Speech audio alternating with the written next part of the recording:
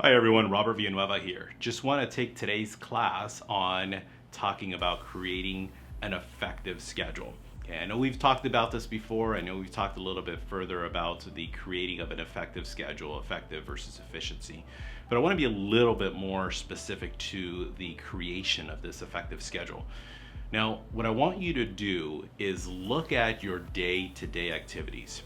One thing I hear a lot from the people that I coach or people that I have coached or even the agents in my company is this word that is one of my least favorite words, and that is the word I'm busy. People have a tendency of finding themselves going about an entire day, 6, 8, 10-hour days, and just kind of being, caught up in the motion of the business. However, there's no effectiveness behind that. I know we talked about that a couple months ago, but how do we create effectiveness is the next question. The way we create effectiveness is I want you to write down 5 key things, okay? And these 5 things are things that you should be doing every single day. Now, the first 3 is what I call are your non-negotiables, meaning you have to do this every single day in order for, of course, for you to become an effective real estate agent. Now, let's start off with number 1. Okay, number 1 is working on your skills.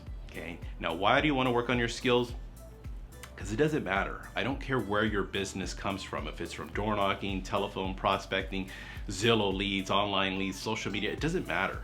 And the reason I'm saying it doesn't matter where it comes from is because the moment that you have the opportunity to pick up the phone and have a business conversation with this person that's thinking about buying, selling, or investing, you want to work on your skills. What is it that you're telling them?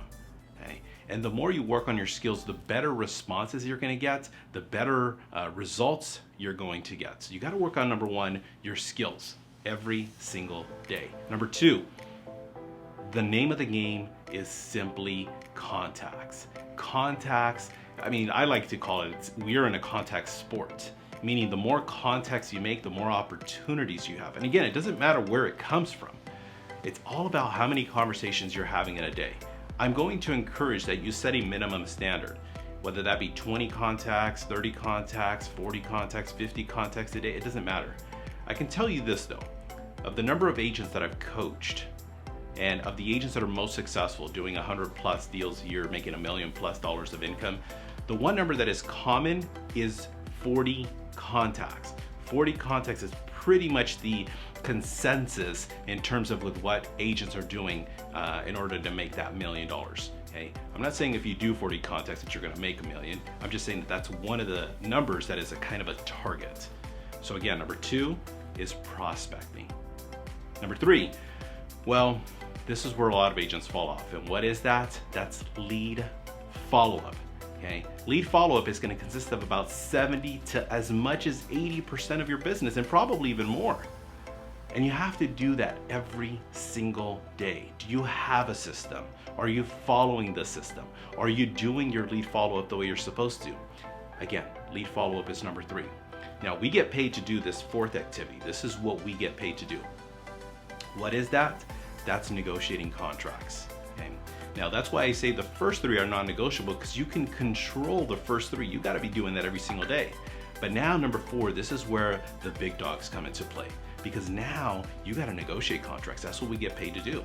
And ideally, you're doing that every single day, whether it's writing of an offer, whether it's the negotiation on behalf of your sellers of an offer or offers that are coming in. You got to do your job negotiating the contracts, because that's what we get paid to do. Negotiating contracts is number 4. Number 5, end of day. I don't care what it is that you're doing, but this is the ultimate part of our day, and that is number 5, going on appointments. Okay. Again, this is result oriented. We don't go on appointments every single day. I'm not talking about dentists. I'm not talking about hair appointments. I'm not talking about any of those appointments. I'm talking about going on listing presentations, buyer consultations. You have to do those 5 activities, and that's creating an effective schedule. So let's start from the top. Number 1, skills. Number 2, prospecting. Number 3, lead follow-up. Number 4, negotiating contracts. And number 5 is going on appointments. Well, the question now gets asked, all right, Robert, I get it. I understand. You want me to do these 5 things, but where do I put the rest of the stuff? Well, I don't care what it is, whether it's administration or it's just simply, the creating of a flyer, or it's the updating your social media, or it's whatever it is. Okay? Those are all secondary. Okay? And the reason I'm saying that those are all secondary is because the first 5 is where they are what I call is money making activities. Now, the other items, you can add them, of course, to your schedule. Now, on the creating an effective schedule, I'm not talking about putting times next to these things. If there's anything you're gonna put time next to, maybe on your schedule, the first thing is the time I get into the office, okay? What time are you getting into the office? Is it 7, 8, 9, 10, 11 for some of you? Being consistent is really important, okay?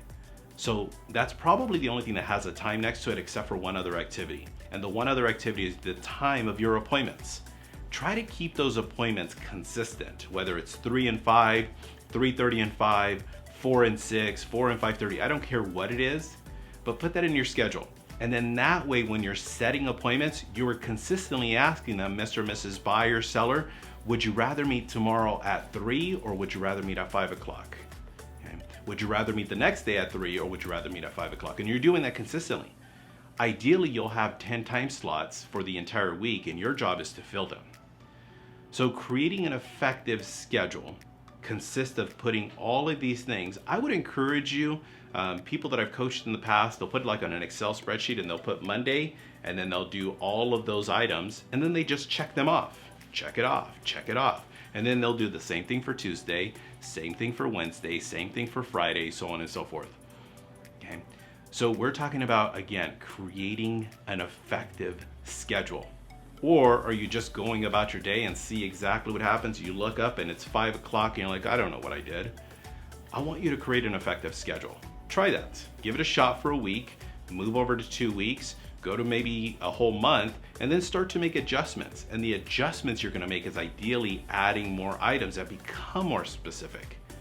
Now, what am I talking about being more specific? For those of you that are on the phone prospecting, how about instead of looking at 30 contacts or 40 contacts, now what you'll do is you'll say, okay, my goal is to make a minimum of 10 from this source, a minimum from 10 of that source, a minimum of 5 of this source, a minimum of 5, and so on and so forth. So that way you're being a little more strategic.